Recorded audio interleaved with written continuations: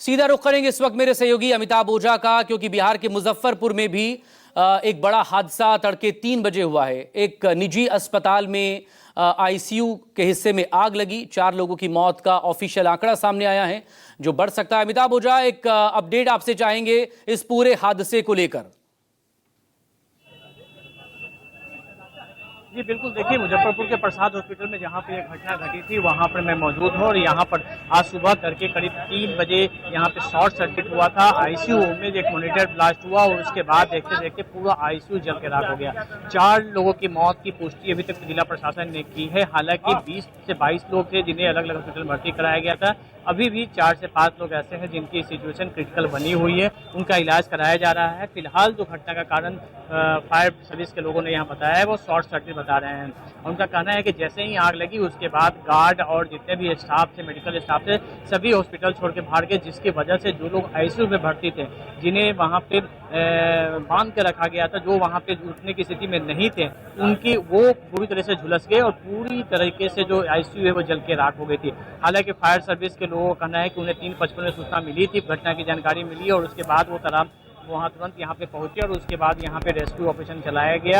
आग को फैलने से रोका गया, लेकिन आईसीयू जो इस बिल्डिंग के 5वें तल्ले पे थी, वहाँ पर जो स्थिति थी वो पूरी जल के राख हो गई थी। जो हॉस्पिटल का जो सीढ़ी है वो काफी संकीर्ण है। इसके अलावा जो यहाँ पे लिफ्ट है वो काफी पतला है, जिसमें एक साथ 2 से 3 ही लोग जा सकते हैं। तो इस तरह की कई खामियां यहाँ पे नजर आ रही है, प्रथम दृष्टया है। फिलहाल पूरे मामले को लेकर डीएम यहाँ खुद पहुंचे थे, उन्होंने जांच के आदेश भी दिए हैं और तमाम फोरेंसिक की टीम भी यहाँ पहुंची थी। साथ में यहाँ पर नगर निगम और जो फायर सर्विस के अधिकारी हैं, डीआईजी है, वो खुद यहाँ पहुंचे हुए हैं और पूरी मामले की जांच कर रहे हैं। इसके बाद पता चल पाएगा कि कहाँ कहाँ लैप्सेस हुआ था। लेकिन प्रथम दृष्टया देखिए जो चीजें सामने आ रही है, कितनी बड़ी बिल्डिंग थी जहाँ पे कई वार्ड हैं और कई सैकड़ों की संख्या में मरीज भर्ती थे, वहां पर इस तरीके की सुरक्षा की खामी साफ तौर पर दिखती है। और जैसे ही आग लगी थी, कई परिजनों ने बताया कि जब घटना घटी तो सबसे पहले एक मरीज जो वहां आईसीयू में थी, जिनकी उम्र करीब 90 साल थी, उन्होंने सबसे पहले अपना ऑक्सीजन मास्क निकाला, बाहर निकली और उसके बाद गार्ड को बताया कि अंदर आग लगी हुई है।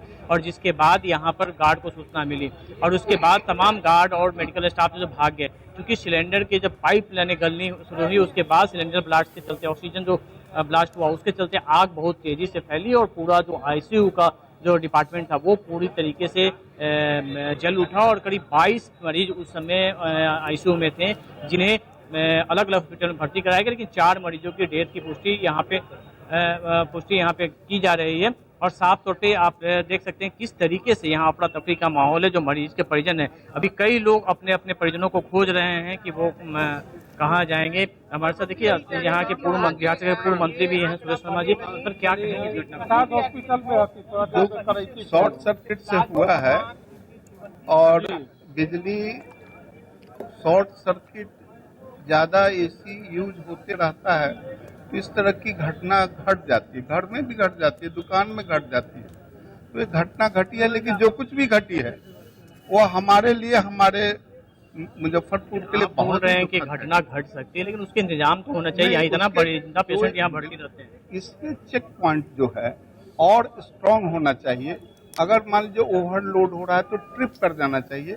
यानी सरकार और हमारे जो ऑर्गेनाइजेशन हॉस्पिटल के हैं या सरकार को चेक पॉइंट पर ज्यादा मुस्तैद का साफ तौर पे करना है। जब घटना घटी जानकारी देके तो तमाम जो स्टाफ थे मेडिकल से भाग गए, गार्ड यहाँ से भाग गए और जो आईसीयू में बेड पे थे उसी तरह जल गए। ये तो बहुत ही, अगर ऐसा हुआ है तो इसकी बहुत ही भर्त्सना की जाती है, क्योंकि घटना घटने के बाद आदमी को जूझना चाहिए कि हम बचा लें अपने भाई बहन को जो मरीज हैं।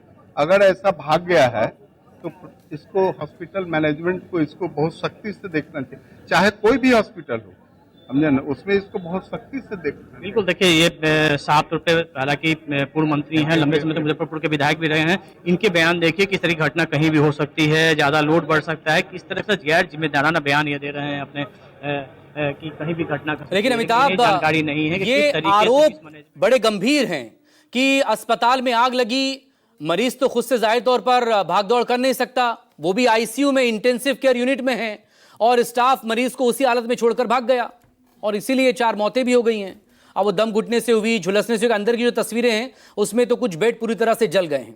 उसको बयान भी नहीं किया जा सकता। आप प्लीज मेरे साथ बने रहिएगा।